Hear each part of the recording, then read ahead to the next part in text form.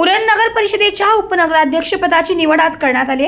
यावेळी भाजपाचे रवी भोईर यांचा एकच उमेदवारी अर्ज आल्यानं रवी भोईर यांची उरण नगर परिषदेच्या उपनगराध्यक्षपदाची निवड करण्यात आली आहे. यावेळी भाजपाचे रवी भोईर यांचा एकच उमेदवारी अर्ज आल्याने रवी भोईर यांची उरण उपनगराध्यक्षपदी वर्णी लागली. त्यामुळे सभागृहातील बळाबळ पाहिल्यास 11 नगरसेवक आणि 1 उपनगराध्यक्ष भाजपाकडे आहे, तर 9 नगरसेवक आणि 1 नगराध्यक्ष पद हे महाविकास आघाडीकडे आहे. यामुळे नगर परिषदेचा कारभार कसा होणार याबाबत नगराध्यक्ष भावना घाणेकर आणि नवनिर्वाचित उपनगराध्यक्ष रवी भोईर यांच्याकडून नवराष्ट्रीने आढावा घेतलाय. आमच्याकडे निवडून आलेले जे काही 9 सदस्य आणि 10 धरून या ठिकाणी 10 सदस्य आम्ही आहोत. परंतु या ठिकाणी जे संख्याबळ असतं ते नम्रपणे आम्ही स्वीकारलेलं आहे. सगळीच निवडणूक ही एकदम अटीतटीची असेल तेव्हा एखाद वेळेस शांतपणाने होण्यासाठी आपण शांत राहिलेलं बरं.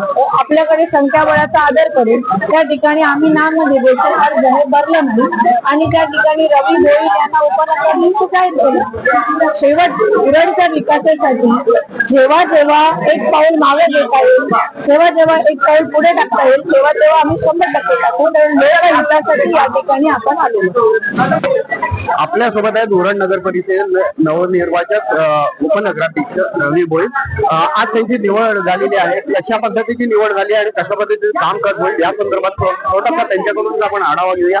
म्हणजे आज आपण उपनगराध्यक्ष पदासाठी निवड झाली आपली, कशा पद्धतीचं नगर परिषदेमध्ये काम होणार आहे आणि आपण कसं सहकार्य करणार आहात आपल्या मतदारांना.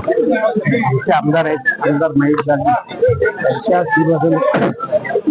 झालेली आणि या सभागृहामध्ये बहुमत आमच्याकडे आहे. कारण या सभागृहात बहुमत अंतर्गत असं कोणत्याही प्रकारचा ठराव पास झाल्याशिवाय कुठलीही वस्तू खरेदी करणार नाही. म्हणून हा बहुमत आमच्याकडे आहे, त्यांच्याकडे बहुमत नाही.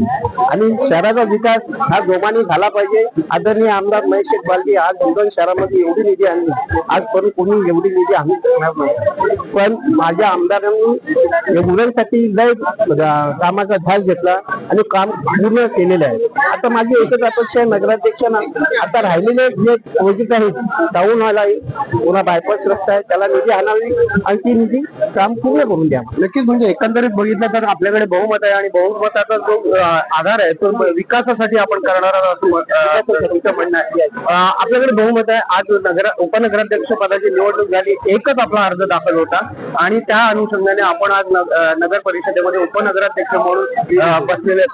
याच्या पुढे आणखीन तुमचं उपनगराध्यक्ष म्हणून नगर परिषदेसाठी किंवा जनतेसाठी काय स्वप्न? आम्हाला जनतेसाठी कामं करायची, पद मिळाला कोणी हवेत लागायचं नाही आणि जनतेसाठी जेवढी कामं करता येईल यांच्या समस्या आहेत त्या आम्ही सोडवण्यासाठी प्रयत्न करतो. तर हे होतं उरणचे उपनगराध्यक्ष रवी भोईर. पद मिळाला म्हणून आपण काही करायचं नाही, तर जनतेसाठी काम करायचंय असं यांचं म्हणणं आहे आणि त्यामुळे ते जनतेसाठी काम करतील ही जनतेची अपेक्षा आहे. नवराष्ट्रासाठी विरेक मोरकर, उरण, रायगड.